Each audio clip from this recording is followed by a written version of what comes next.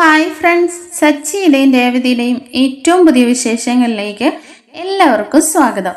അങ്ങനെ നമ്മൾ കഴിഞ്ഞ ദിവസം അപ്ലോഡ് ചെയ്തിട്ടുണ്ടായിരുന്ന വീഡിയോ ശ്രുതിയുടെ കള്ളത്തരങ്ങളെല്ലാം എല്ലാവരും തിരിച്ചറിയുന്നുണ്ട്. ശ്രുതി പോലും ശ്രുതിനെ തള്ളി ചവിട്ടി പുറത്താക്കുകയാണ് കേട്ടോ. എന്നാൽ രവി മാത്രം പറയുന്നുണ്ട് എന്തായാലും ആദ്യം ഓർത്തിട്ട് മാത്രം പോലീസ് കേസിനൊന്നും പോകണ്ടാന്നേ. അങ്ങനെ ശ്രുതിയെ എല്ലാവരും ശ്രുതി ചെയ്ത് രേവതിയുടെ കടയെടുപ്പിച്ചതും സച്ചിയുടെ ബ്രേക്ക് കട്ട് ചെയ്ത് വിട്ടതും എല്ലാ സത്യങ്ങളും ശ്രുതി ചെയ്തത് അവര് തിരിച്ചറിയുന്നുണ്ട് കേട്ടോ. അങ്ങനെ എല്ലാവരും കൂടിയിട്ട് ശ്രീകാന്തും വർഷയും സച്ചിയും രേവതിയും കൂടിയിട്ട് ഈ കാര്യങ്ങളൊക്കെ ഇരുന്ന് ചർച്ച ചെയ്യാണ്. അപ്പൊ ഇതിന് മുമ്പായിട്ടുള്ള വീഡിയോ കാണാത്തവർ നമ്മുടെ ചാനലിൽ പോയിട്ട് അതുകൂടി കണ്ടിട്ട് വരിക കേട്ടോ. അങ്ങനെ ശ്രീകാന്ത് പറയുന്നുണ്ട്, ശ്രുതി ചേച്ചി ഇത്രയും കള്ളത്തരങ്ങളൊക്കെ ചെയ്തു കൂട്ടിയതും പറഞ്ഞതും ഒക്കെ ശ്രുതിയേട്ടന്റെ കൂടെ ജീവിക്കാനാണെന്നാ ഞാൻ കരുതിയത്. എന്നാ അതങ്ങനെയൊന്നും അല്ലല്ലോ. ഓരോരോ കള്ളത്തരങ്ങൾക്ക് മേലെ കള്ളത്തരങ്ങൾ മാത്രമല്ല, ഇത്ര ദുഷ്ടപരമായിട്ട് ചിന്തിക്കാനായിട്ട് അവരെ കൊണ്ട് മാത്രമേ കഴിയൂന്ന് പറയണേ. അപ്പോഴേക്ക് രേവതി പറയുന്നുണ്ട്, എന്റെ കടയെടുത്ത് മാറ്റിയതൊന്നുമല്ല എനിക്കിപ്പോ ഏറ്റവും സങ്കടമായിട്ട് തോന്നിയത്. എന്റെ സച്ചിയേട്ടനെ കൊല്ലാൻ വരെ അവൾ നോക്കിയില്ലേ, അതിന് എനിക്ക് അവളുടെ തലമണ്ട അടിച്ചു പൊളിക്കാനാ തോന്നിയത്. എന്നാൽ അച്ഛൻ്റെ വാക്ക് ഓർത്തിട്ട് മാത്രമാണ് ഞാൻ ഒന്നും ചെയ്യാതെ മാറി നിന്നത്. അച്ഛനാണെ പറയുകയും ചെയ്തു അവരെ ഒന്നും ചെയ്യണ്ട, വിട്ടേക്കെന്ന്. അപ്പോഴേക്കും സച്ചി പറയുന്നുണ്ട്, ദേ നോക്ക് രേവതി, ആ പൗഡറേട്ടത്തിനെ എന്ത് ചെയ്തിട്ടും ഒരു കാര്യമില്ല. അവൾ ഒരിക്കലും മാറാൻ പോകുന്നില്ല. മാറുന്ന ചെയ്ത ഒരു ചെറിയ കുറ്റബോധമെങ്കിലും ഉണ്ടായിരുന്നെങ്കിൽ വീണ്ടും വീണ്ടും ഒന്നിനു മേലെ ഒന്നായിട്ട് അവരിങ്ങനെ തെറ്റുകളും ദുഷ്ടതരങ്ങളും ചെയ്ത് കൂട്ടില്ലായിരുന്നല്ലോ. പിന്നെ എന്താണെങ്കിലും അച്ഛൻ പറഞ്ഞതുപോലെ അവരെക്കുറിച്ച് മാത്രം ഓർത്താൽ പോരല്ലോ, ആദ്യയെക്കുറിച്ച് കൂടി നമ്മൾ ചിന്തിക്കണ്ടേ. അതുകൊണ്ടാണ് ഞാനും അങ്ങ് വെറുതെ വിട്ടേന്ന് പറയാനേ. എന്നാൽ രേവതി പറയുന്നുണ്ട്, അതുകൊണ്ട് മാത്രമാണ് സച്ചിയേട്ടാ ഞാനും ഒന്നും ചെയ്യാതിരിക്കുന്നത്. അതെ രേവതി, അതെനിക്കറിയാം.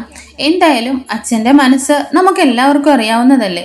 അച്ഛൻ എല്ലാത്തിനും ഭൂമിയോളം ക്ഷമിക്കുന്ന ആളാണ്. അതുകൊണ്ട് മാത്രമാണ് നമ്മുടെ കുടുംബം ഇതുപോലെ സന്തോഷമായിട്ട് നിലനിന്ന് പോകുന്നതും. എന്തായാലും അച്ഛൻ്റെ പോലെ തന്നെ ഒരു മനസ്സ് നിനക്കുണ്ട് രേവതി എന്ന് പറയാനേ. ഈ സമയം വർഷ പറയുന്നുണ്ട്, ഈ അഭിപ്രായത്തോട് എന്തായാലും ഞാൻ യോജിക്കുന്നില്ല. ഇതുപോലുള്ള ആളുകൾക്ക് നമ്മൾ ഒരിക്കലും താഴ്ന്നു കൊടുക്കാൻ പാടില്ല. താഴ്ന്നു കൊടുക്കുന്നത് കൊണ്ടാണ് അവർ ഇതുപോലുള്ള കാര്യങ്ങൾ വീണ്ടും വീണ്ടും ചെയ്തുകൊണ്ടിരിക്കുന്നത്. രേവതി ചേച്ചിയെ തന്നെ നോക്ക്. രേവതി ചേച്ചി താന്നു കൊടുത്താണ് രേവതി ചേച്ചീനെ അവർ ഇത്രത്തോളം യൂസ് ചെയ്തത്. എന്ത് ചെയ്യാനാ വർഷേ, ഞാൻ അങ്ങനെയായി പോയി. അവൾ ചിന്തിക്കുന്നത് പോലെ എനിക്ക് ചിന്തിക്കാൻ കഴിയില്ലല്ലോ. എന്തായാലും ഞാൻ വിചാരിച്ചു അവളും അവളുടെ മകനും എങ്ങനെയെങ്കിലും പോയി രക്ഷപ്പെട്ട് ജീവിച്ചോട്ടെ എന്ന്. എന്നാൽ അവള് കണ്ടില്ലേ, പോകുന്ന സമയത്ത് എന്നെ ഒറ്റുകൊടുത്തിട്ടാണ് പോയെന്നേ. എന്നാൽ ശ്രീകാന്ത് പറയുന്നുണ്ട്, അതാണ് രേവതി ചേച്ചി നിങ്ങളും അവരും തമ്മിലുള്ള വ്യത്യാസം. അവര് പുറത്തു പോകുന്നത് സമയത്ത് രേവതി ചേച്ചി ഇങ്ങനെ സന്തോഷകരമായിട്ട് ഇവിടെ ജീവിക്കേണ്ട രേവതി ചേച്ചിയും കൂടി എല്ലാവരും പുറത്താക്കട്ടെ എന്ന് കരുതിയാ അതും കൂടി പറഞ്ഞിട്ട് പോയത്. അവള് വിചാരിക്കുന്നത് അവള് നന്നായിരുന്ന മാത്രം പോലെ അവള് നശിച്ചാല് മറ്റുള്ള ആരും നന്നാവാൻ പാടില്ല, എല്ലാവരും നശിക്കണമെന്ന് ചിന്തിക്കുന്ന ആളാണ്. നോക്ക്, വർഷയും ഞാനും കൂടിയുള്ള റെസ്റ്റോറൻറ്റിലേക്ക് വന്നിട്ട് നന്നായിട്ട് പ്രാഗി ശപിച്ചിട്ടും കൂടിയിട്ടാണ് അവള് പോയതെന്നേ. എടാ ശ്രീകാന്തേ, ആ ഫ്രോഡിനെ നമ്മൾ ആരും ഒന്നും ചെയ്തിട്ടും ഒരു കാര്യവും ഇല്ല. അവൾ ഒരിക്കലും മാറാനും പോകുന്നില്ല. പിന്നെ അവളോളം തരം താഴാന് നമ്മളെ കൊണ്ടാവില്ലല്ലോ എന്ന് പറയാനേ. എന്നാൽ രേവതി പറയുന്നുണ്ട്, നോക്ക് സച്ചിയേട്ടാ, അവൾ എവിടെയെങ്കിലും പുറത്തു വെച്ച് ഞാൻ കണ്ടാല് 2 എണ്ണം കൊടുക്കുക തന്നെ ചെയ്യുന്നേ. രേവതി, ആവശ്യമില്ലാത്ത പണിക്കൊന്നും നിൽക്കണ്ട. അച്ഛൻ്റെ വാക്ക് നമ്മൾ ലംഘിക്കലാവില്ലേ. അതുകൊണ്ട് നീ അങ്ങനെയൊന്നും ചെയ്യാൻ പാടില്ല എന്ന് സച്ചി ഒരു വാണിംഗ് കൊടുക്കുന്നുണ്ട്. വർഷയപ്പ പറയുന്നുണ്ട്, രേവതി ചേച്ചി ആ സമയം എന്നും കൂടി വിളിക്കണേ. എനിക്കും അങ്ങനെയുള്ള കാര്യങ്ങളൊക്കെ കാണാനും വേണമെങ്കിൽ ഞാനൊരെണ്ണം പൊട്ടിക്കാനും കൂടി മുമ്പിലുണ്ടാവും എന്ന് പറയുകയാണേ. എന്നിട്ട് വർഷ ആ കൂടെ തന്നെ പറയുന്നുണ്ട്, എന്തായാലും രേവതി ചേച്ചി അതുകൊണ്ടൊന്നും ഒരു കാര്യം ഉണ്ടെന്ന് തോന്നുന്നില്ല. എന്നാലും വർഷേ, അവൾ എന്നോട് ചെയ്തതൊക്കെ പോട്ടെ. എൻ്റെ അമ്മയാണെങ്കിൽ ജീവന് തുല്യം സ്നേഹിച്ചുകൊണ്ടിരുന്ന അമ്മയുടെ കട, അതും ആ ദേവിയുടെ മുറ്റത്ത് നിന്ന് അവൾ എടുത്ത് കളയിപ്പിച്ചില്ലേ. അതുമാത്രോ, എൻ്റെ മരിച്ചുപോയ അച്ഛനെ പോലും അവൾ വെറുതെ വിട്ടില്ല. അത് കാരണം എൻ്റെ അമ്മ വിഷമിച്ചിട്ട് 2 ദിവസം പോലും ആഹാരം പോലും കഴിക്കാതെ ഇരുന്നെന്നേ. എന്നാൽ വർഷ പറയുന്നുണ്ട്, എന്ന് രേവതി ചേച്ചി നമുക്കൊരു കാര്യം ചെയ്യാം. ശ്രുതി ചേച്ചിയുടെ ഒരു ഫോട്ടോ വെച്ചിട്ടേ അവർ ചെയ്തു കൂട്ടിയ കാര്യങ്ങളെല്ലാം നമുക്കൊരു ഫേസ്ബുക്കിലും സോഷ്യൽ മീഡിയയിലെല്ലാം ഒരു ലൈവ് ഇടുകയോ ഒരു പോസ്റ്റ് ഇടുകയോ ചെയ്താലോ? അതല്ലേ ഇപ്പോഴത്തെ ട്രെൻഡ് എന്ന് പറയാനേ. എന്നാൽ ശ്രീകാന്ത് പറയുന്നുണ്ട്, എൻ്റെ പൊന്നു വർഷേ, അത് ട്രെൻഡൊക്കെ ആയിരിക്കാം, എന്നാൽ നീ അങ്ങനെയൊന്നും ചെയ്തേക്കല്ലേ. ഇതിപ്പോൾ നമ്മുടെ വീട്ടിലെ കാര്യം നമ്മൾ തന്നെ നാട്ടുകാരെ മൊത്തം അറിയിച്ചിട്ട് നാണം കെടുത്തുന്ന അവസ്ഥയല്ലേ. ഇപ്പോഴേക്കും സച്ചി പറയുന്നുണ്ട്, അതേ വർഷേ, ശ്രീകാന്ത് പറഞ്ഞത് ശരിയാണ്. നമ്മുടെ വീട്ടിലുള്ള കാര്യങ്ങൾ നമ്മുടെ വീട്ടിൽ തന്നെ നിൽക്കണമെന്നേ. എന്നാൽ ഒരു കാര്യമുണ്ട്, പൗഡർ എടുത്ത് ചെയ്ത് ഈ കാര്യങ്ങളെല്ലാം തന്നെ നമ്മളെല്ലാവരും അറിഞ്ഞെന്ന് അവൾ അറിയണം. വർഷ ഇപ്പൊ പറയുന്നുണ്ട്, എന്നാ സച്ചിയേട്ടാ നമുക്ക് ഫോൺ വിളിച്ചിട്ട് അവളോട് കാര്യങ്ങളെല്ലാം നല്ല രീതിയിൽ അങ്ങ് സംസാരിച്ചാലോ? അത് നല്ല ഒരു ഐഡിയ ആണെന്ന് തോന്നുന്നില്ല. അല്ലെങ്കിൽ നമ്മൾ അവളെ പോയി നേരിട്ട് കണ്ട് കാര്യങ്ങൾ എങ്ങനെയാണെങ്കിലും അവതരിപ്പിക്കാൻ പാടില്ല. നമ്മൾ കാര്യങ്ങളെല്ലാം അറിഞ്ഞുവെന്ന് എന്നാൽ അവൾ അറിയുകയും വേണം. ഈ അവളുടെ ഉള്ളിൽ ആ ഒരു ഭയം ഉണ്ടാവണം. ഈ കാര്യങ്ങളെല്ലാം നമ്മൾ അറിഞ്ഞിട്ട് അവളെ എങ്ങനെയെങ്കിലും ഭയപ്പെടുത്തുന്നോ അപകടപ്പെടുത്താൻ ശ്രമിക്കുമോ എന്നൊക്കെ ഓർത്തോർത്ത് അവളിങ്ങനെ നേറി കഴിയണമെന്ന് പറയണേ. അപ്പോഴേക്കും ശ്രീകാന്തം പറയുന്നുണ്ട്, അത് ശരിയാണ്, സച്ചിയേട്ടൻ പറഞ്ഞ ആ ഒരു പോയിന്റ് എനിക്ക് ഇഷ്ടപ്പെട്ടു. അത് തന്നെയാ അവൾക്ക് കൊടുക്കേണ്ട ഏറ്റവും വലിയ ശിക്ഷ. അവള് ഓരോ ദിവസവും രാത്രിയും പകലും അവിടെ മോനെയും കെട്ടിപ്പിടിച്ചുകൊണ്ട് നമ്മളോട് ചെയ്ത ക്രൂരതയ്ക്ക് പകരം കിട്ടുമോ എന്ന് ഭയന്ന് ജീവിക്കുന്നതിൽ ആ കൊടുക്കുന്ന ശിക്ഷയിൽ വലുതായിട്ടോ ഒന്നും കിട്ടാനില്ല. രേവതി എപ്പോ പറയുന്നുണ്ട്, അതെ, എങ്ങനെയാണേലും നമ്മൾ അവളെ കാര്യങ്ങൾ അറിയിക്കണം. എന്നാ അച്ഛന് ഇതറിഞ്ഞിട്ട് യാതൊരു വിഷമവും ഉണ്ടാവാൻ പാടില്ല. അച്ഛന്റെ വാക്ക് തെറ്റിച്ചെന്ന് അറിയാനും പാടില്ലല്ലോ. അപ്പോൾ അത് നമ്മൾ ശ്രദ്ധിക്കണമെന്നേ സച്ചി പറയുന്നുണ്ട്. രേവതി പറഞ്ഞത് ശരിയാണ്, നമുക്ക് അതിനെക്കുറിച്ചുള്ള പ്ലാൻ നോക്കാമെന്ന്. ഈ സമയം രവിയുടെ നിർദ്ദേശപ്രകാരം നമ്മുടെ ചന്ദ്രയും സുധിയും കൂടിയിട്ട് ഒരു വക്കീലിനെ പോയി കാണുന്നുണ്ട് കേട്ടോ. അങ്ങനെ വക്കീൽ ഓഫീസിൽ ചെല്ലുമ്പോൾ തന്നെ വക്കീലാണെങ്കിൽ ശ്രുതിയോട് ശ്രുതിയുടെ അഡ്രസ്സും ഡീറ്റെയിൽസ് എല്ലാം ചോദിക്കുന്നുണ്ട്. എന്നാൽ കറക്റ്റായിട്ടുള്ള ഒരു പേരും ഡീറ്റെയിൽസും പോലും നമ്മുടെ ശ്രുതിക്ക് അറിയില്ലല്ലോ. അങ്ങനെ ടെൻഷൻ അടിച്ചിരിക്കുമ്പോൾ അയാൾ പറയുന്നുണ്ട്, നിങ്ങൾ ടെൻഷനൊന്നും അടിക്കണ്ട, ഇപ്പോൾ എന്തായാലും മെയിൽ വഴി കാര്യങ്ങളെല്ലാം അയക്കാമല്ലോ. അപ്പോൾ നോട്ടീസ് ഞാൻ മെയിൽ വഴി സെൻഡ് ചെയ്തോളാം. അതിന് വേണ്ടിയിട്ട് ഫോൺ നമ്പരും മെയിൽ ID എല്ലാം തന്നോളൂ എന്ന് പറഞ്ഞിട്ട് ചന്ദ്രമതിയും ശ്രുതിയും കൂടിയിട്ട് അതെല്ലാം കൊടുത്തിട്ട് അവിടെ നിന്ന് പോകുന്നുണ്ട്. ഈ സമയം നമ്മുടെ രേവതിയുടെ അമ്മയുടെ വീട്ടിലാണ് കാണിക്കുന്നത്. അപ്പോൾ രേവതിക്ക് വലിയൊരു ഓർഡർ കിട്ടിയിട്ടുണ്ട്. അപ്പോൾ ലക്ഷ്മി അമ്മയും കൂടെ അവർക്ക് എപ്പോഴും പൂ കെട്ടിക്കൊടുക്കാനൊക്കെ ഹെൽപ്പ് ചെയ്യുന്ന ചേച്ചിമാരുണ്ടല്ലോ, അവരെല്ലാവരും കൂടിയിട്ട് നമ്മുടെ രേവതിക്ക് വേണ്ടിയിട്ടുള്ള ഓർഡർ അനുസരിച്ചിട്ട് പൂ കെട്ടിക്കൊണ്ടിരിക്കുകയാണ് കേട്ടോ. ഈ സമയം ശ്രുതി ചെയ്ത കാര്യങ്ങളെല്ലാം അവരറിയുന്നുണ്ട്. അങ്ങനെ ശരത്ത് അവിടെ നിന്നിട്ട് ശ്രുതി ചെയ്തത് സച്ചിയുടെ വണ്ടിയുടെ ബ്രേക്ക് കട്ട് ചെയ്ത് വിട്ടതും എല്ലാ കാര്യങ്ങളും പറയുമ്പോഴേക്കും ആ ചേച്ചിമാര് ചോദിക്കുന്നുണ്ട്, എന്തൊക്കെയായത് ഇത്? ഇപ്പോൾ നമ്മൾ മറ്റുള്ളടത്ത് TV കണ്ടിട്ടേ ഉള്ളൂ ഓരോരോ ക്രൂരതകൾ പെൺകുട്ടികൾ പോലും ചെയ്ത് കൂട്ടുന്നത്. എന്നാൽ ഇപ്പോൾ നമ്മുടെ വീടുകളിൽ തന്നെ നടക്കുമ്പോൾ വിശ്വസിക്കാൻ പറ്റുന്നില്ല. എന്തായാലും രേവതിയുടെ ചേട്ടന്റെ ഭാര്യ ആള് കൊള്ളാമല്ലോ. അവൾ ആ വീട്ടിലേക്ക് വന്ന കയറിയ മരുമകളാണോ, അത് ആ വീട്ടിലുള്ളവരുടെ എല്ലാം ജീവൻ എടുക്കാൻ വന്ന വല്ല സൈക്കോ ക്രിമിനലും ആണോ എന്നൊക്കെ ഇങ്ങനെ ചേച്ചിമാര് ചോദിക്കുന്നുണ്ട്. നമ്മുടെ രേവതി എന്ന് വെച്ചാൽ ആ ചേച്ചിമാർക്ക് വലിയ ജീവനാണ് കേട്ടോ. അത്രത്തോളം കെയറിങ്ങിലാണ്, സ്വന്തം അമ്മയെ പോലെയാണ് ആ ചേച്ചിമാരെയും രേവതി കാണുന്നത്. അങ്ങനെ രേവതിയുടെയും സച്ചിയുടെയും ജീവിതത്തിൽ പോലും ഒരു അപകടം വരുത്താൻ ശ്രമിച്ചവരെ അവർ വെറുതെ വിടുവോ? അങ്ങനെ അവർ പറയുന്നുണ്ട്, എന്തായാലും ശരത്തെ, നീ ഈ കാര്യങ്ങളൊക്കെ പറഞ്ഞത് നന്നായി. അവളെ ഞങ്ങളുടെ കൺമുമ്പിൽ കിട്ടിയിരുന്നെങ്കിലേ ചൂലും കെട്ടടുത്തടിച്ച് ഞങ്ങൾ തന്നെ അവളെ ശരിയാക്കിയനേനെ. അപ്പൊ ലക്ഷ്മിയമ്മ പറയുന്നുണ്ട്, കേട്ടല്ലോ ശരത്തെ, ഇതുകൊണ്ടാണ് ഞാൻ നിന്നോട് ഇവരോട് ആ കാര്യങ്ങളൊന്നും പറയണ്ടെന്ന് പറഞ്ഞത്. ഇപ്പൊ ഇവരുടെ സംസാരം കേട്ടാ ഇപ്പൊ അവളെ മുമ്പിൽ കിട്ടിയാലേ തല്ലി കൊന്നു കളയാൻ തോന്നുന്നല്ലോ. ആ ചേച്ചിമാരപ്പോ പറയുന്നുണ്ട്, പിന്നെ ലക്ഷ്മി ചേച്ചി, പിന്നെ എന്ത് ചെയ്യാനാ ഇതുപോലുള്ളവളുമാരെ വെറുതെ ജയിലിലേക്കും പോലീസ് സ്റ്റേഷനിലേക്കും ഒക്കെ കൊടുത്തു കഴിഞ്ഞാലേ ഇപ്പൊ തേന്റെ ഇഷ്ടം പോലെ ആഹാരം കൊടുത്ത് കഴിച്ച് തിന്നു കൊഴുത്തായിരിക്കും അവളുമാർ ഇറങ്ങി വരുന്നത്. ഇത് നമ്മൾ ജനങ്ങൾ തന്നെ കയ്യോടുകൂടി അവളെ പെരുമാറിയാലേ ഇങ്ങനെയുള്ളത് ഇനി ആരും ആവർത്തിക്കാതിരിക്കുമെന്ന് പറയുകയാണേ.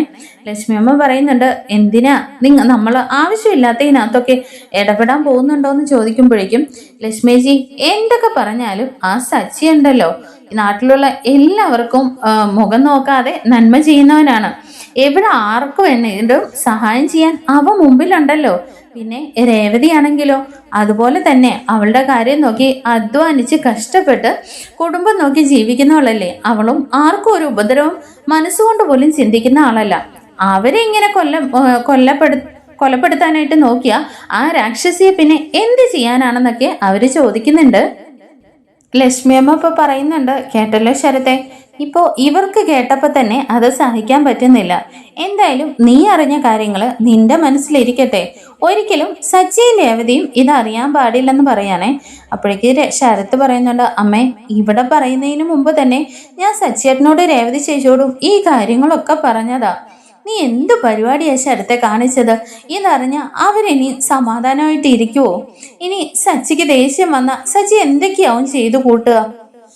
ഇവരിങ്ങനെ സംസാരിച്ചുകൊണ്ട് നിൽക്കുന്ന സമയത്ത് രേവതി അമ്മയെന്ന് വിളിച്ചിട്ട് അകത്തേക്ക് കയറി വരുന്നുണ്ട് കേട്ടോ. അപ്പോഴേക്ക്, ആഹാ രേവതി, നീ വന്നോ? നിനക്ക് വലിയ ഓർഡർ കിട്ടിയിട്ടുണ്ടെന്ന് തോന്നല്ലോ. നിനക്ക് വേണ്ടിയിട്ടുള്ള പൂവ ഞങ്ങൾ കെട്ടിക്കൊണ്ടിരിക്കുന്നതെന്ന് പറയാനേ. ആ ചേച്ചി, എനിക്ക് ഒരു സ്കൂളിലെ ഫംഗ്ഷന് വേണ്ടിയിട്ടുള്ള ഓർഡറാണ്. എനിക്ക് വേറെ കുറേ ഓർഡറുകളും ഉണ്ടായിരുന്നു. അതുകൊണ്ടാണ് ഞാൻ അത് അമ്മയെ ഏൽപ്പിച്ച് ചേച്ചിമാരെ എല്ലാം വിളിച്ച് പൂ കെട്ടാൻ പറഞ്ഞതെന്ന് പറയാനേ. അപ്പോഴേക്ക് ലക്ഷ്മിയമ്മ പറയുന്നുണ്ട്, മോളെ, ഞാൻ ചായ എടുക്കട്ടെ? വേണ്ടമ്മേ. ആ ചേച്ചിമാരിൽ ഒരാൾ രേവതിയോട് ചോദിക്കുന്നുണ്ട്, അല്ല രേവതി, ആ പൗഡർ പോർഷനില്ലേ, ആ മേക്കപ്പ് ഒക്കെ അവള് നമ്മുടെ സച്ചിനെ കൊലപ്പെടുത്താൻ ശ്രമിച്ചോന്നേ. അപ്പോഴേക്കും മറ്റൊരു ചേച്ചിയും പറയുന്നുണ്ട്, എന്തായാലും രേവതി, അവളെ വെറുതെ വിടരുത്. ഞങ്ങൾ എല്ലാ കാര്യങ്ങളും അറിഞ്ഞു, നീ ഇതൊന്നും അറിഞ്ഞില്ലേന്ന് ചോദിക്കുന്നുണ്ട് കേട്ടോ.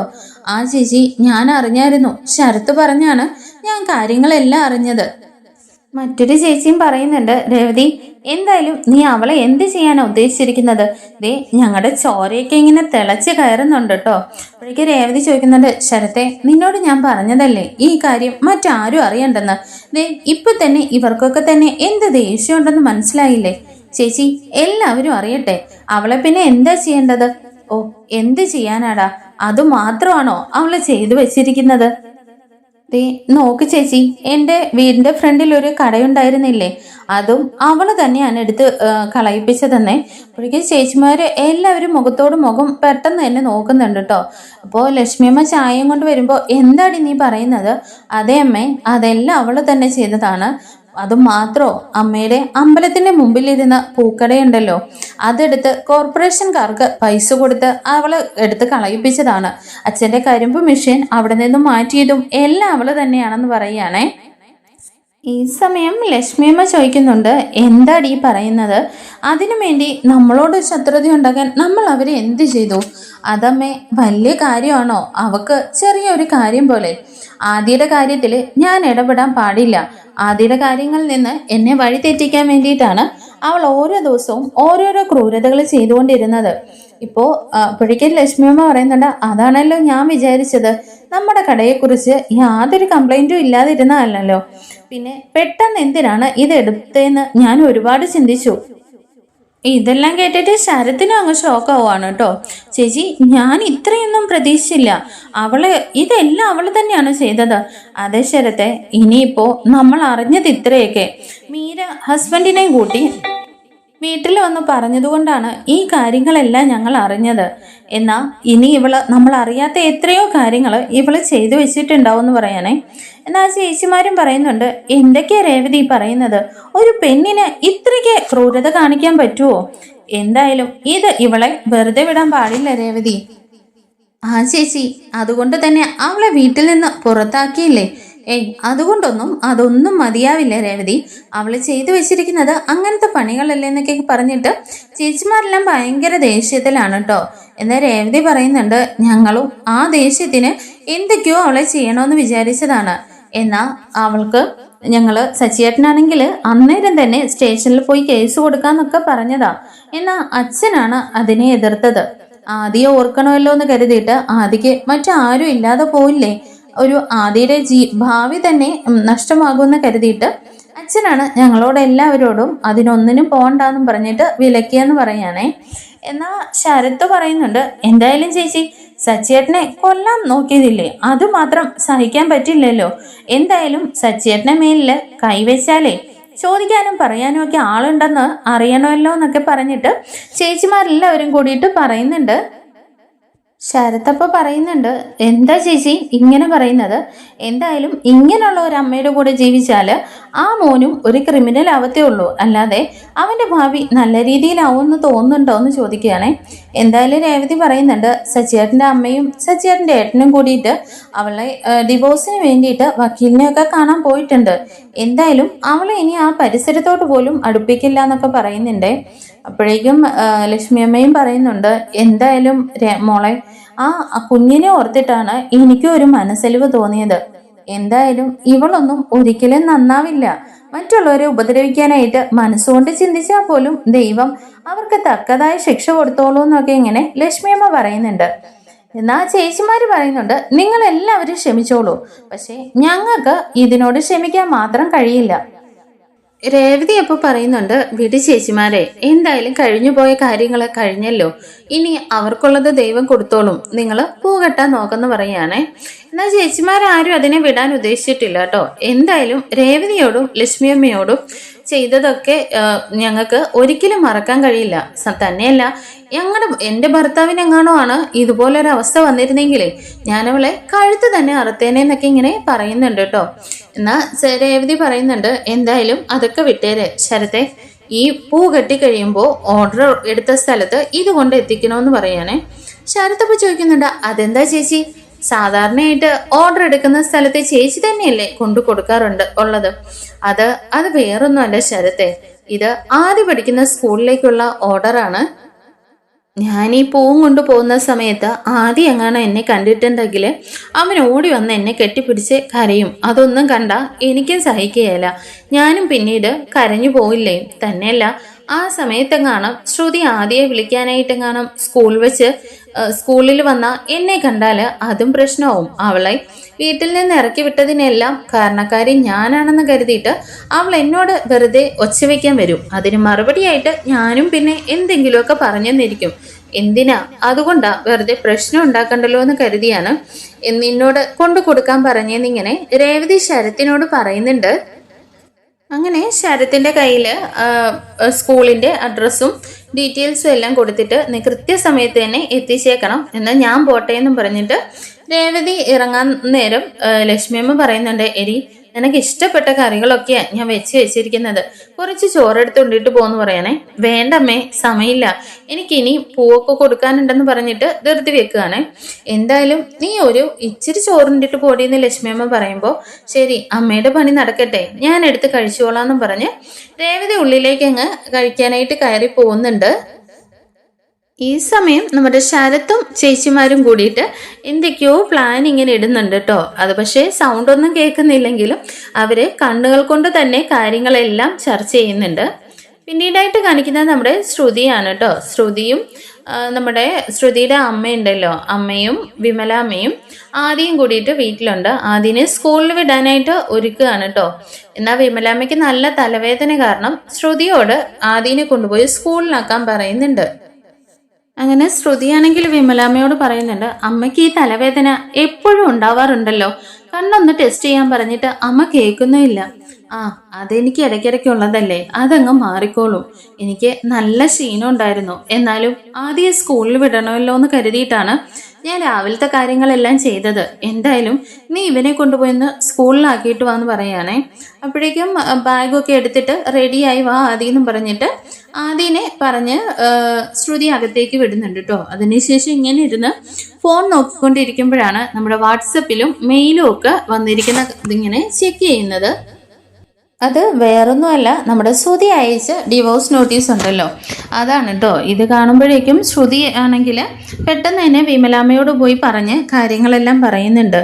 എന്നാൽ വിമലാമ്മ പറയുന്നുണ്ട്, ശ്രുതി എന്തായാലും കല്യാണി നീ ചെയ്ത കാര്യങ്ങൾക്ക് അവരെ കുറേ നാളത്തേനെ ദേഷ്യമുണ്ടെങ്കിലും പിന്നീട് എല്ലാം മറന്ന് നിന്നെ വിളിക്കുമെന്നാ ഞാൻ കരുതിയിരുന്നത്. എന്തായാലും നിന്നെ എന്നേക്കുമായിട്ട് അവർ ജീവിതത്തിൽ നിന്ന് ഒഴിവാക്കാൻ നോക്കിയല്ലോ എന്ന് പറയണേ. എന്നാൽ ശ്രുതി പറയുന്നുണ്ട്, അമ്മേ ഇനി ആരൊക്കെ എന്തൊക്കെ ചെയ്താലും ഞാൻ ശ്രുതിയുടെ കൂടെ ജീവിക്കാൻ വേണ്ടിയിട്ടാണ് ഇത്രയെല്ലാം ചെയ്തു കൂട്ടിയത്. അത് അങ്ങനെ തന്നെ ഉണ്ടാവുകയും ചെയ്യും. ഇനി ആരൊക്കെ ശ്രമിച്ചാലും ശ്രുതിയെ എൻ്റെ ജീവിതത്തിൽ നിന്ന് അറുത്തു മാറ്റാനായിട്ട് മറ്റാർക്കും കഴിയില്ല. ഇനി ശ്രുതി തന്നെയായിരിക്കും എൻ്റെ ഭർത്താവെന്ന് ഇങ്ങനെ ഭയങ്കര ദേഷ്യത്തോടു കൂടിയാണ് കേട്ടോ ശ്രുതി ഇങ്ങനെ വിമലാമ്മയോട് പറയുന്നത്. അങ്ങനെ ശ്രുതിയാണെങ്കിൽ ഒരു ഓട്ടോ വിളിച്ചിട്ട് ആദ്യം കൊണ്ടുപോയി സ്കൂളിലാക്കാനായിട്ട് പോവാണ് കേട്ടോ. ഈ സമയം നമ്മുടെ ശ്രുതിയെ പ്രതീക്ഷിച്ചിട്ട് നമ്മുടെ ചേച്ചിമാരും ശരത്തും കൂടിയിട്ട് ആ സ്കൂളിൽ പൂ കൊടുക്കണമല്ലോ, അതിനായിട്ട് അവിടെ വന്ന് നിൽപ്പുണ്ടേ. ഒരു ഒമിനി വാനിലാണ് വന്നവർ വെയിറ്റ് ചെയ്ത് നിൽക്കുന്നത്. ശരത്തിനെ കാണുന്നതും ശ്രുതി പെട്ടെന്ന് അവിടെ അങ്ങ് ഷോക്കായി പോകുന്നുണ്ട്. അങ്ങനെ ശ്രുതിയാണെങ്കിൽ പെട്ടെന്ന് ആദിയെ കൂട്ടിയിട്ട് അകത്തേക്ക് അങ്ങ് കയറി പോവാണ് കേട്ടോ. ആദിയെ വിട്ടിട്ട് കുറേ നേരം അവിടെ സ്പെൻഡ് ചെയ്യാൻ ശ്രമിക്കുന്നുണ്ടെങ്കിലും ക്ലാസ് എല്ലാം തുടങ്ങിയല്ലോ. അങ്ങനെ ശ്രുതി പുറത്തേക്ക് ഇങ്ങനെ വരുന്ന സമയത്തും ആ വണ്ടി അവിടെ തന്നെ കിടക്കുകയാണ്. അങ്ങനെ ശ്രുതി ആകെ ടെൻഷൻ അടിച്ചാണ് ഇങ്ങനെ വരുന്നത്. അപ്പോഴേക്കും അതിനകത്ത് നിന്ന് ചേച്ചിമാരിങ്ങനെ പുറത്ത് നിൽക്കുകയാണ്. എന്താടി പാർലറുകാരി ഞങ്ങളെ അറിയുമോ എന്ന് ചോദിക്കുകയാണെ. ആ, നിങ്ങളെ എനിക്കറിയാം, നിങ്ങൾക്ക് എന്താ വേണ്ടതെന്ന് ചോദിക്കുകയാണ്. ഞങ്ങൾക്കൊന്നും വേണ്ട, നിനക്ക് കുറച്ച് കാര്യങ്ങൾ അങ്ങോട്ടേക്ക് തരാനാ വന്നതെന്ന് പറയുകയാണേ. എന്നിട്ട് അതിലൊരു ചേച്ചി പറയുന്നുണ്ട്, നീ പെട്ടെന്ന് വന്ന് ഈ വണ്ടിയിൽ കയറുന്നേ. ഞാനെന്തിനാ നിങ്ങളുടെ വണ്ടിയിൽ കയറുന്നത്? അതെ, നിനക്ക് കുറെ ചെയ്മുറകളൊക്കെ ചെയ്യാനുണ്ട്, അതിനു വേണ്ടിയിട്ടാ. പിന്നെ നിന്നെ കയറ്റേണ്ടത് നീ ചെയ്ത കാര്യങ്ങൾക്ക് ഒരു പോലീസ് വണ്ടിയായിരുന്നു വേണ്ടത്. എന്തായാലും നീ ക്ഷമിക്ക്, ഈ വണ്ടി കൊണ്ട് തൽക്കാലം ഒന്ന് അഡ്ജസ്റ്റ് ചെയ്യാന്നും പറഞ്ഞിട്ട് ശ്രുതിയോട് കയറാൻ പറയുകയാണേ. എന്നാൽ ശ്രുതി പറയുന്നുണ്ട്, ദേ നോക്ക്, പ്രായമായവരാണെന്നൊന്നും ഞാൻ നോക്കില്ല, മാന്യമര്യാദയ്ക്ക് എന്നോട് സംസാരിച്ചോണെന്ന് പറയാണേ. ഓ, നീ അങ്ങനെ നല്ല പ്രായവും മര്യാദയൊക്കെ കൊടുക്കുന്ന ആളാണല്ലോ, എന്തായാലും മര്യാദയ്ക്ക് വണ്ടിയിൽ കയറടി എന്ന് പറയുകയാണേ. അപ്പോഴേക്കും ശരത്തിന്റെ അടുത്തേക്ക് എന്നിട്ട് ശ്രുതി ചോദിക്കുന്നുണ്ട്, എന്താ ശരത്, എന്തൊക്കെയാ ഇവിടെ നടക്കുന്നത്? അതെ, എനിക്കൊന്നും അറിയില്ല, അവര് പറഞ്ഞതുപോലെ കേട്ടാ നിങ്ങൾക്ക് തന്നെ നല്ലതെന്ന് പറയുകയാണേ. അപ്പോഴേക്കും എന്താ ശരത്തെ, ഇതെല്ലാം നിന്റെ ചേച്ചിമാര് ചേച്ചി പറഞ്ഞിട്ട് വിട്ട ആളുകളാണോ എന്ന് ചോദിക്കണേ. അപ്പോഴേക്കും അതിലൊരു ചേച്ചി വന്നിട്ട്, ദേ ഇനി ഒരക്ഷരം നീ രേവതിയെ കുറിച്ച് സംസാരിക്കല്ലേ. രേവതിയെ കുറിച്ച് സംസാരിക്കാൻ നിനക്ക് എന്ത് യോഗ്യതയാണ് നീ ഉള്ളത്? ഞങ്ങളുടെ രേവതിയെ കുറിച്ച് പറഞ്ഞാല് നിന്റെ പല്ലടിച്ച് കൊഴിക്കും. രേവതിയുടെ പേര് പറയാൻ പോലും നിനക്ക് യോഗ്യതയില്ലടി എന്നൊക്കെ മറ്റൊരു ചേച്ചിയും പറയുന്നുണ്ട് കേട്ടോ. അപ്പോഴേക്ക് വേറൊരു ചേച്ചി വന്നിട്ട് പറയുന്നുണ്ടോ, ഓ നീ എന്താടി നീ കരുതിയിരുന്നത്? ഞങ്ങള് രേവതി മോളുടെ അടുത്ത് വന്ന് പൂകെട്ടാനിരിക്കുമ്പോ നീ എത്രത്തോളം അഹങ്കാരമായിരുന്നു കാണിച്ചിരുന്നത്? നീ എന്തൊക്കെ പറഞ്ഞിട്ടുണ്ടടി എന്ന് ചോദിക്കുകയാണെ. അപ്പോഴേക്കും ശരത്ത് പറയുന്നുണ്ട്, അയ്യോ ചേച്ചി, ആ സമയം ഇവര് മലേഷ്യക്കാരുടെ മോളായിരുന്നല്ലോ, അതുകൊണ്ട് പറഞ്ഞു പോയതാണെന്നേ. എടി ഫ്രോഡ്, നിനക്ക് ഇങ്ങനെയല്ലാതെ ജീവിക്കാൻ അറിയില്ലേടി? ജീവിക്കാൻ ഇതല്ലാതെ മറ്റെന്തൊക്കെ മാർഗങ്ങളുണ്ടെന്നൊക്കെ ചോദിച്ചിട്ട് ചേച്ചിമാരെല്ലാം ഇങ്ങനെ ഓരോരുത്തരും മാറി മാറി ഇങ്ങനെ ശ്രുതിയെ വായി വന്നതൊക്കെ പറയുകയാണ് കേട്ടോ. അപ്പോഴേക്കും ശ്രുതി പറയുന്നുണ്ട്, ഇതേ നോക്ക്, ഇതൊക്കെ എൻ്റെ പേഴ്സണൽ കാര്യങ്ങളാണ്, നിങ്ങൾ എന്തിനാണ് ഇതിനകത്ത് ഇടപെടാൻ വരുന്നത്? അതിന് മറുപടി നമ്മുടെ ശരത്താണ് കേട്ടോ കൊടുക്കുന്നത്. അതെ, നീ നിന്റെ പേഴ്സണൽ ജീവിതത്തിൽ എന്ത് വേണമെങ്കിലും കാട്ടിക്കൂട്ടിക്കോ. ഇതിപ്പോ എൻ്റെ ചേച്ചീനെ നീ എത്രമാത്രം ദ്രോഹിച്ചു. എൻ്റെ ചേച്ചിയുടെ കട അവിടുന്ന് എടുപ്പിച്ചു, പോരാഞ്ഞിട്ട് എൻ്റെ അമ്മയുടെ കട നീ അവിടുന്ന് കോർപ്പറേഷൻകാരെ കൊണ്ട് എടുപ്പിച്ചു. എൻ്റെ അച്ഛൻ്റെ കരിമ്പ് മെഷീൻ എടുത്തു മാറ്റി. ഇതെല്ലാം മറക്കാന്ന് വെക്കാം. എന്നാ ആ റാസ്കൽ ആന്റണിയുടെ കൂടെ ചേർന്നിട്ട് നീ എൻ്റെ സച്ചിയേട്ടനെ കൊലപ്പെടുത്താൻ വരെ നോക്കിയില്ലേ? ഇതെല്ലാം കേട്ടിട്ടും ഒരു കുലുക്കോ ഇല്ലാതെ തന്നെ ഞാൻ ഇതൊന്നും ചെയ്തതേ ഇല്ല, ഞാൻ ഇതൊന്നും അറിഞ്ഞിട്ടേ ഇല്ലെന്ന മട്ടിൽ നിൽക്കുകയാണ് കേട്ടോ ശ്രുതി. അപ്പോഴേക്കും ചേച്ചിമാര് പറയുന്നുണ്ട്, അതെ, ഇവളോട് ഇങ്ങനെ ഒന്നും ചോദിച്ചിട്ട് കാര്യമില്ല ചേച്ചി, ഇവളെ പിടിച്ച് അകത്തേക്ക് കയറ്റെന്നും പറഞ്ഞിട്ട് 3 ചേച്ചിമാരും കൂടിയിട്ട് തള്ളി ഉള്ളിലേക്ക് അങ്ങ് കയറ്റുകയാണ് കേട്ടോ. എന്നിട്ട് ശരത്ത് പറയുന്നുണ്ട്, ഡ്രൈവർ വണ്ടി എടുക്കുന്നേ. അങ്ങനെ വണ്ടി ഇങ്ങനെ ഓടിക്കൊണ്ടേയിരിക്കുകയാണല്ലോ. ചേച്ചിമാര് ചൂലൊക്കെ തന്നെ കരുതി വെച്ചിട്ടുണ്ടായിരുന്നു കേട്ടോ. അതെല്ലാം വെച്ചിട്ട് നമ്മുടെ ശ്രുതിനെ ഭയങ്കരമായിട്ട് അങ്ങ് അടിക്കുകയാണ് കേട്ടോ. ചൂലൊക്കെ വെച്ചിട്ട്, നീ ഞങ്ങളുടെ സച്ചിയേട്ടനെ കൊല്ലാൻ നോക്കുമല്ലേടി എന്നൊക്കെ ചോദിച്ചിട്ട്. എന്നാൽ ശ്രുതിയാണെങ്കിൽ കൈകൂപ്പി ഇങ്ങനെ കരഞ്ഞ് യാചിക്കുന്നുണ്ട് കേട്ടോ, ഇതൊന്നും ഞാൻ ചെയ്തതല്ല, ഞാനൊന്നും ചെയ്തിട്ടില്ല എന്നൊക്കെ. എന്നാൽ അവർ പറയുന്നുണ്ട്, എടി ഞങ്ങളെല്ലാ കാര്യങ്ങളും അറിഞ്ഞിട്ട് തന്നെയാടി നിന്നെ ഈ ഒരു പിടുത്തത്തിന് വേണ്ടി ഞങ്ങൾ കാത്തിരിക്കുമായിരുന്നു. ഇനി നീ ഇങ്ങനത്തെ ഒരു പെണ്ണുങ്ങളും ഇതുപോലുള്ള കാര്യങ്ങൾ ചെയ്യാൻ പാടില്ലെന്നൊക്കെ പറയുകയാണേ. അങ്ങനെ അടിച്ചുകൊണ്ടിരിക്കുമ്പോൾ ശ്രുതി ഇങ്ങനെ കരഞ്ഞുകൊണ്ട് പറയുന്നുണ്ട്, നിങ്ങൾ ഇങ്ങനെ ചെയ്യുന്ന കാര്യങ്ങളൊക്കെ തെറ്റാണെന്നൊക്കെ പറയുകയാണേ. ഇനി ഇതെല്ലാം നമ്മുടെ ശരത്തി കാർ ചെയ്തൊക്കെ ഫ്രണ്ടിലിരുന്ന് കേൾക്കുന്നുണ്ടെങ്കിലും ശരത്ത് ഇങ്ങനെ നല്ല രീതിയിൽ എൻജോയ് ചെയ്യാണ് കേട്ടോ. അപ്പോഴേക്ക് ചേച്ചിമാര് പറയുന്നുണ്ട്, നീ എന്താ പറഞ്ഞേ, തെറ്റാണെന്നോ? ഓഹോ, നീ നിന്റെ ഭർത്താവിനെ കബളിപ്പിച്ചു, നിന്റെ ഭർത്താവിന്റെ ചേട്ടന്റെ ഭാര്യയും ചേട്ടനെ വരെ കൊലപ്പെടുത്താൻ ശ്രമിച്ചില്ലേടി, നീയാണോ വലിയ നന്മ പറയുന്നതെന്നൊക്കെ ചോദിച്ചിട്ട് വീണ്ടും അടിക്കുവാണേ. നീ ഇനി വാ തുറന്നിട്ടുണ്ടെങ്കിൽ ആ നാക്കും കൂടി ഞങ്ങൾ പിഴുതെടുക്കുമെന്നൊക്കെ പറയുന്നുണ്ട് കേട്ടോ. അങ്ങനെ അവളെ അടിച്ചൊരു പരുവാക്കിയതിന് ശേഷം നമ്മുടെ ചേച്ചിമാരാണെങ്കിൽ സച്ചിയെ വിളിച്ചിട്ട് എവിടെയാന്ന് ചോദിക്കുകയാണെ. അങ്ങനെ കാർ സ്റ്റാൻഡിലുണ്ടെന്ന് പറയുന്നുണ്ട്. അങ്ങനെ രേവതിയും വിളിച്ചിട്ട് അവരൊരു സ്ഥലം പറഞ്ഞിട്ട് അങ്ങോട്ടേക്ക് വരാൻ പറയുന്നുണ്ട് കേട്ടോ. അങ്ങനെ സച്ചിയും രേവതിയും വരുമ്പോഴേക്കും കാര്യം എന്താണെന്നൊന്നും അവർ അറിഞ്ഞിട്ടേ ഇല്ലല്ലോ. പെട്ടെന്ന് തന്നെ ഇങ്ങനെ ഓടി വരികയാണേ അവർ വിളിച്ചപ്പോൾ. അങ്ങനെ വരുമ്പോഴേക്കും നോക്കുമ്പോൾ വണ്ടിയിൽ നിന്ന് ചേച്ചിമാർ 3 പേരും ആദ്യം അങ്ങ് ഇറങ്ങുകയാണ്. അപ്പോഴേക്കും ശരത്തും ഉണ്ടല്ലോ, എന്താ നിങ്ങളെല്ലാവരും കൂടി ഈ വണ്ടിയിൽ, എന്താ ഇവിടെ പ്രശ്നം എന്ന് ചോദിച്ചിട്ട് രേവതി ഓടി വരികയാണേ. ഓടി വരുമ്പോഴത്തേക്കിനും നമ്മുടെ ശ്രുതിയോടും പറയുന്നുണ്ട് കേട്ടോ വണ്ടിയിൽ നിന്ന് ഇറങ്ങാൻ. ശ്രുതിയുടെ കോലം കാണുമ്പോഴേക്കും നമ്മുടെ രേവതിക്ക് ഉള്ളിൽ ചിരിയും വരുന്നുണ്ടെങ്കിലും, അയ്യോ നിങ്ങൾ എന്ത് പണിയാ കാണിച്ചതെന്ന് ചോദിക്കുകയാണേ. അതെ, ഞങ്ങൾ കാണിച്ച പണിയൊക്കെ അവിടെ നിൽക്കട്ടെ, നിങ്ങൾ ചെയ്യേണ്ട കാര്യങ്ങൾ ഞങ്ങൾ ചെയ്തു, അത്രേ ഉള്ളൂ. എന്തായാലും എടി മര്യാദയ്ക്ക് സച്ചിയോടും രേവതിയുടെ കാല് വീണ് മാപ്പ് ചോദിക്കാൻ പറയുകയാണേ. അപ്പോഴേക്ക് സച്ചി പറയുന്നുണ്ട്, വേണ്ട അതൊന്നും വേണ്ട, ഇവള് ചെയ്തതിനെല്ലാം ഇവക്ക് ദൈവം തന്നെ കൊടുത്തോളും, നിങ്ങളോട് പറഞ്ഞതല്ലേ, അച്ഛൻ പറഞ്ഞതാണ് ഇതിനകത്തൊന്നും ആരും ഒന്നും ചെയ്യണ്ടെന്നുള്ളത്, അതിന് നിങ്ങളല്ലല്ലോ ചെയ്തത്, ഞങ്ങളല്ലേ ചെയ്തത്, മര്യാദയ്ക്ക് കാല് പിടിക്കുന്നൊക്കെ പറയുകയാണെ. സച്ചിൻ രേവതിയും വേണ്ടെന്ന് പറയുന്നുണ്ടെങ്കിലും ചേച്ചിമാര് തന്നെ നിർബന്ധിച്ച് ശ്രുതിയെ കൊണ്ട് അവരുടെ കാലിൽ വീണ് മാപ്പൊക്കെ പറയിപ്പിക്കുന്നുണ്ട് കേട്ടോ. അപ്പോൾ അടുത്ത എപ്പിസോഡുകളിൽ എന്താണ് വരാൻ പോകുന്നതെന്ന് കാത്തിരുന്ന് കാണാം. Thank you for watching. നമ്മുടെ ചാനൽ ഇഷ്ടമായ ഒന്ന് ലൈക്ക് ചെയ്തും ഹൈപ്പ് ചെയ്തും സബ്സ്ക്രൈബ് ചെയ്തും സപ്പോർട്ട് ചെയ്യണേ.